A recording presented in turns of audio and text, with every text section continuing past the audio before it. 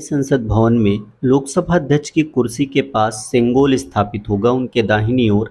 यह राजदंड नए राजा को देने की परंपरा किस साम्राज्य में थी? शाक्य में, नंद में, मौर्य वंश में या चोल वंश में? तो इसका करेक्ट ऑप्शन है चोल वंश। संसद की नई बिल्डिंग का उद्घाटन 28 मई 2023 को होगा। इसी दिन लोकसभा स्पीकर की कुर्सी के बगल में राजदंड यानी सेंगोल को रखा जाएगा। इससे पहले तमिलनाडु से आए विद्वान पीएम नरेंद्र मोदी को सेंगोल देंगे।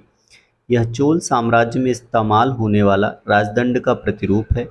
चोल साम्राज्य के राजा या रानी औपचारिक मौके पर धारण करते थे, जैसे सत्ता परिवर्तन के दौरान। हालांकि नए संसद भवन में जनता के चुने हुए प्रतिनिधि बैठेंगे, लेकिन सामने रखा होगा राजदंड। आखिरी बार 15 अगस्त 1947 की आधी रात को इसे पंडित नेहरू को सौंपा गया था। इसके बाद से यह इलाहाबाद के म्यूजियम में रख दिया गया। इसके बाद 26 जनवरी 1950 को अशोक स्तंभ को भारत के प्रतीक के रूप में अपनाया गया था, उसी दिन जब भारत एक गणतंत्र बना था। केंद्र सरकार ने इसके लिए www.sengol1947ignca.in वेबसाइट जारी की है।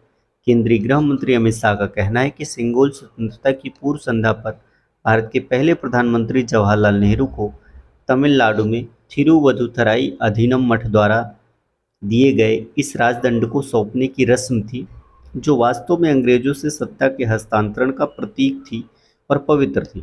सरकारी वेबसाइट के मुताबिक भारत के अंतिम वायसराय लॉर्ड माउंटबेटन ने नेहरू को पीएम बनने से कुछ ही दिनों पहले पूछा था कि आप देश की आज़ादी को किसी खास तरह के प्रतीक के जरिए सेलिब्रेट करना चाहते हैं तो बताएं।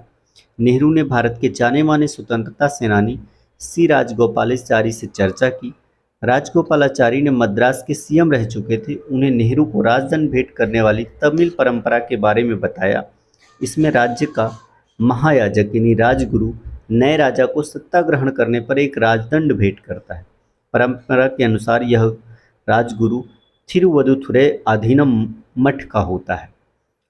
14 अगस्त 1947 को रात को 11:45 पर आज़ादी मिलने से ठीक 15 मिनट पहले मठ के पुजारी ने राजदंड माउंटबेटन को दिया। इसके बाद पंडित नेहरू ने इसे ग्रहण किया। इसके बाद पंडित नेहरू ने सेंगोल को संग्रहालय में रखवा दिया। अब गृह मंत्री अमित शाह ने बताया है कि पीएम मोदी नए संसद भवन के उद्घाटन के समय सेंगोल यानी राजदंड स्वीकार करेंगे। यह धातु की सुसज्जित छड़ होती है, जिसे राजा रानी औपचारिक मौके पर धारण करते थे।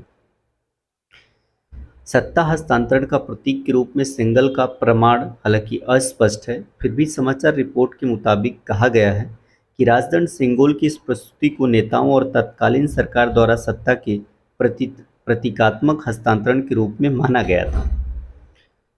अब जान लेते हैं चोल साम्राज्य के विषय में। चोल प्राचीन भारत का एक तमिल राजवंश था। सत्ता में आने के लिए 9वीं शताब्दी में उन्होंने पल्लवों को हराया था।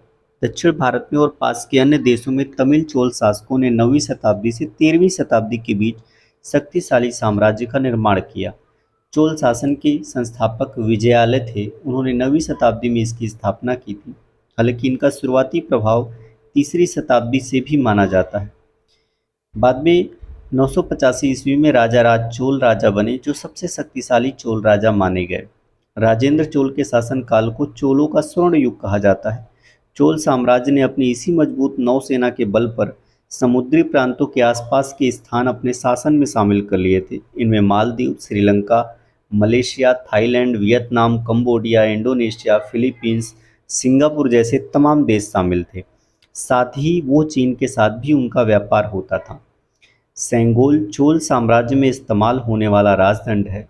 चोल साम्राज्य के राजा रानी औपचारिक मौके पर धारण करते थे, जैसे सत्ता परिवर्तन के दौरान।